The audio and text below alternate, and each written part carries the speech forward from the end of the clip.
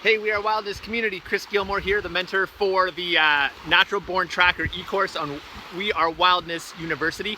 I'm hanging out on a beautiful lake here in central Ontario, and it's awesome. I just went to go for lunch really quick, came back out, and a fox came down the trail, the side of the beach, just in the last hour when I was gone in the middle of the day. So I just wanted to give you a quick little thing on fox and canine tracking. So here you go, there's a print there. Another one here, another one here. And what I really want to show you, there's a few things that really help us be diagnostic of this being a fox.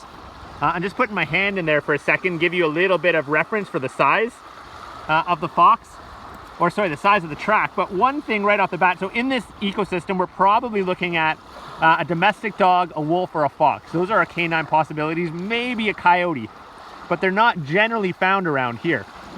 But what really stands out for me with it being the fox track is one, the size of it. This is really small for a canine or even a domestic dog. But see this little band in the back here? We call this the chevron. And when you can find that chevron in the track, that's often really diagnostic of fox tracks. I don't know if you can see this one, but there's another really subtle one right in here. I'm gonna come in and look at another one here. I'll zoom in even a little bit more and see. Once again, there's the chevron right there. One toe, 2 toes, 3 toes, 4 toes. There's your nails right there.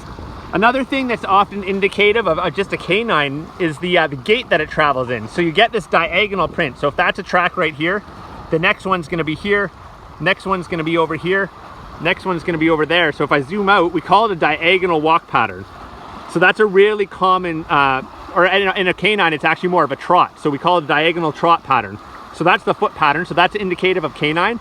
The big things I'm thinking about to tell the difference between fox, coyote, wolf, domestic dog around here, I mean, fox tracks are usually pretty small. So if you got that small size and you've got that really obvious chevron in the back, then I usually go with fox. When I'm looking at domestic dog and wolf though, we're gonna get a much bigger track for both of those. Can you see those okay?